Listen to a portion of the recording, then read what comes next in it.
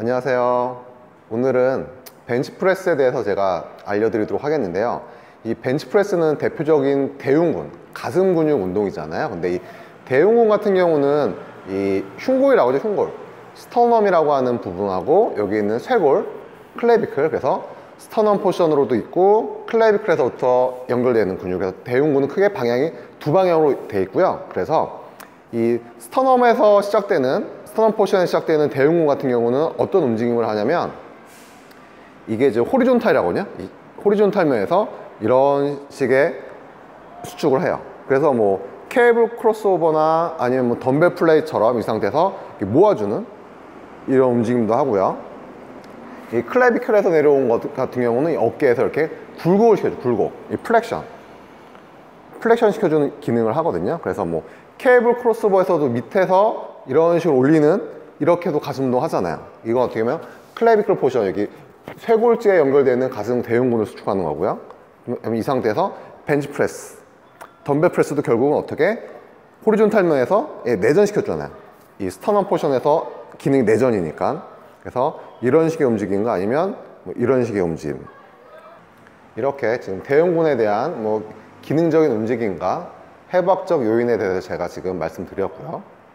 두 번째로는 이 어깨 관절에서, 특히나 벤치프레스 같은 경우는 어깨 관절에서 부상을 많이 당한다고 하잖아요. 그래서 이 팔뼈, 상완골하고 여기 보시면 쇄골 있고 뒤에 날개뼈 있죠, 견갑골.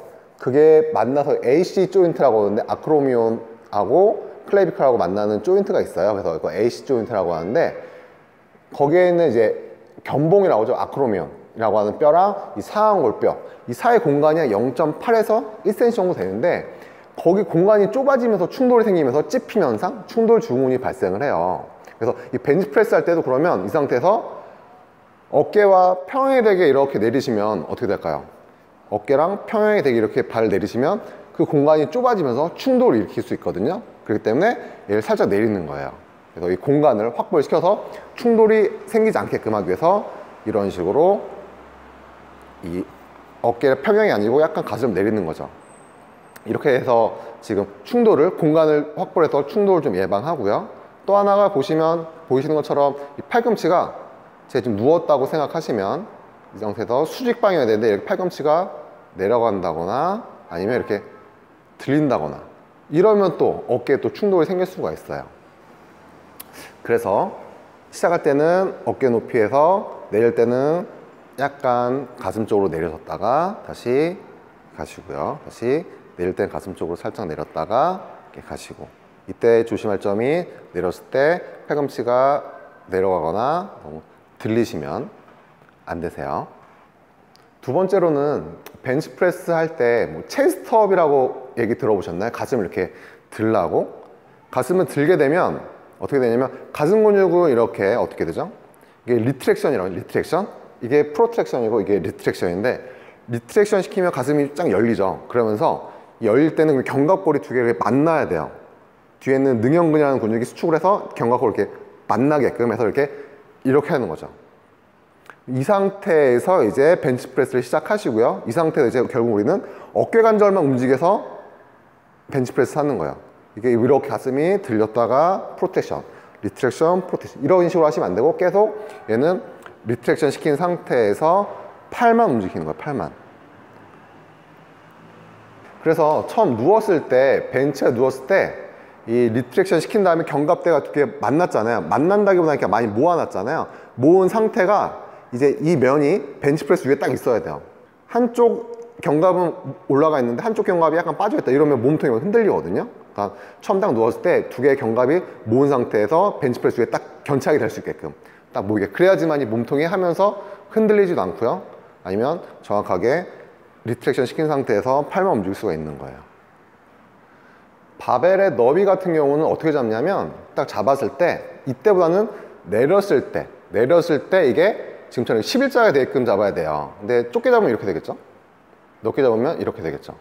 넓게 잡은 상태에서 이렇게 하거나 좁게 잡은 상태에서 이렇게 하거나 하시면 안 되고, 자꾸 내렸을 때 이 상완골 뼈가, 상완골이 아니고 요거가 척골, 이 뼈가 딱 11자가 될 수 있게끔, 그렇게 더 어깨 너비보다 좀 더 벌려서 그립 너비를 결정을 해서 잡으시면 되세요. 벤치에 누웠을 때 견갑을 정확히 모아서 이 두 개 견갑이 벤치 위에 딱 고정시키게 제가 말씀드렸죠. 이렇게 하시고 그러면 자연스럽게 허리는 살짝 뜰 수밖에 없어요. 그리고 잡으시고요.